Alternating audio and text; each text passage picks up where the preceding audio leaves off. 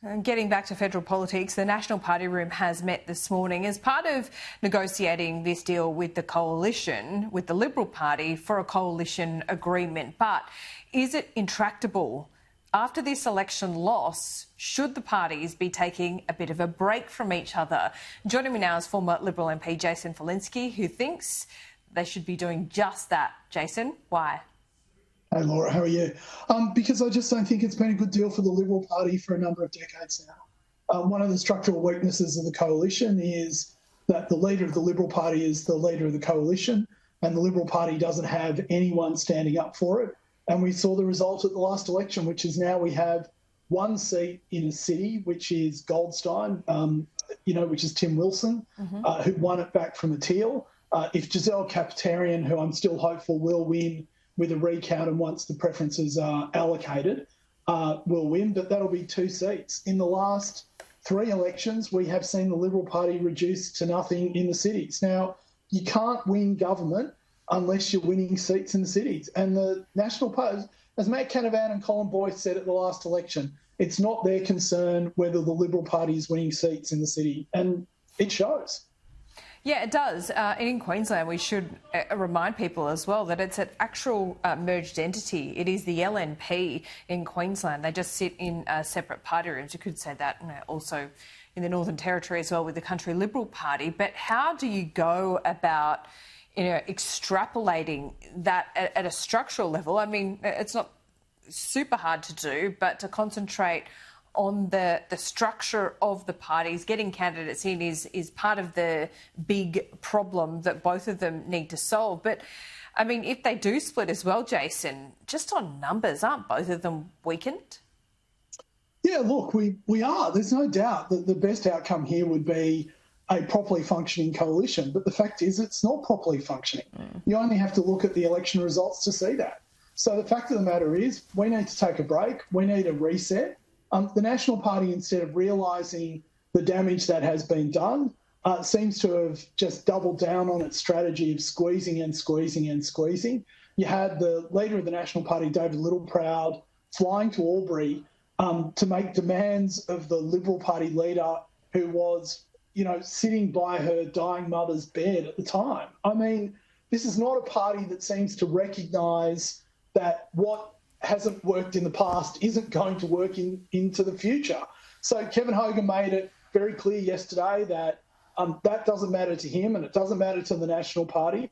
And I think the Liberal Party should just say, look, it's not working for us anymore.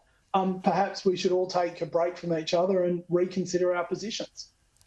So, yeah, it's been a really difficult time for Susan Lee, but are you suggesting David Littleproud flew to Albury at the wrong time? I mean, he wouldn't have done that without the invitation of Susan Lee, I'm assuming.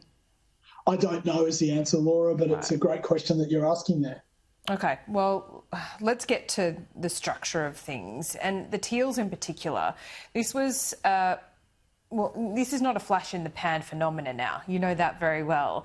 At the election before last, the Teals came in that big wave and really changed the Liberal Party in many ways, where your base is. Now, for a second election, as we know, history shows that once you do have an independent in the seat, it's very hard to kick them out. And I think we have two elections now that show that the Teals aren't just going to disappear, and it's something that the Liberal Party need to grapple with. What is your view on how the Liberal Party needs to deal with the Teals? I mean, that they are opponents, absolutely, but they're eating into their base as well. And I don't think they can just be dismissed as Greens disguised as Teals anymore. There's some Teal candidates or Teal MPs that, a decade ago would have been Liberal Party candidates. Not all of them, but some of them. So, Jason, how do you deal with the Teals? Do you start, being more friendly with them? Do you start doing deals? And I accept that it is hard to do because they don't call themselves a party, which, effectively they are in some ways. Laura, I find myself in a very difficult position, an uncomfortable position of having to disagree with you, so I apologise. OK, take it away. Take it away. Look, in answer to how the Liberal Party should respond to the Teals, it's not by focusing on the Teals, it's by focusing on the people whose lives we want to improve. Yeah. The Teals aren't doing that, and that will become very apparent in the next 3 years. Tim Wilson showed it's not easy, but it can be done. In fact, he's the first person in history to do it, but he demonstrated that through incredibly hard work and very smart work, you can unseat probably their most capable member or former member in Zoe Daniel. So it is possible to do it.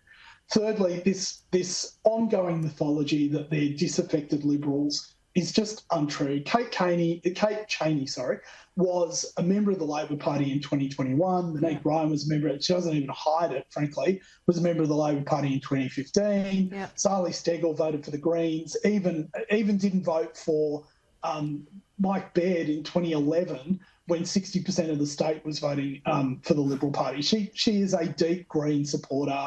I won't talk about Sophie Scoms because she defeated me. And Allegra Spender keeps talking about all those photos of her handing out to the Liberal Party, but's never actually been able to produce one. So all of these things basically just point to the fact, and the ANU study shows that the vast majority, like something like 90% plus of people who voted Teals in 2022 were in fact Labor and Greens voters. They're not that means that what we need to do is focus on the issues of the economy, how to make people's lives more prosperous, how to give people better access to improving their lives and making their lives better. Mm-hmm. As Tony Abbott said, when we focus on climate change as a moral issue, our opponents are winning. When we focus on it as an economic and I would say engineering issue, we win. That's where we should go. While we're in coalition with the National Party, we keep fighting this rearguard action about whether climate change is real or not. An election study that was done following the 2022 election showed that while we did do very badly and continue to do very badly amongst women, their biggest issue was not actually gender representation. That's a very large issue. Their bigger issue was that they didn't believe the Liberal Party represented the values of Australians in a modern and contemporary society. Their biggest proxy data point for that was climate change and the fact that we don't seem to accept that. Now, the Morrison government delivered net zero. That was delivered by people like Katie Allen, Tim Wilson, Trevor Evans, Dave Sharma, the list goes on. But the minute we delivered that, people like in the National Party went out and started criticising and belittling net zero as a policy, further confirming to those very people that we weren't serious about climate change. They're the sorts of things that we need to change. That's the attitude that we need to have. They're the policies we need to deliver on and the values that we need to talk about. Yeah, thank you for that. And yeah, you did just agree with me on most of those points. But when you say, and that's fair enough, the history of Kate Chaney, some of those other Teals as well is absolutely fair to point out. But when you talk about the voter base for the Teals, are they disaffected Labor or disaffected Greens? Yeah, there's some part of that. But they can only win those Liberal-held seats by also eating substantially into the Liberal Party vote, don't you agree? Well, it's not a matter of whether I agree or disagree with it. The ANU study into voting habits after 2022 showed that the over 90% of them, it varied a little bit electorate to electorate, but over 90% of the people voting for the Teals were previously Labor and Greens voters. That's not a criticism of the Teals, that's just where their support is coming from.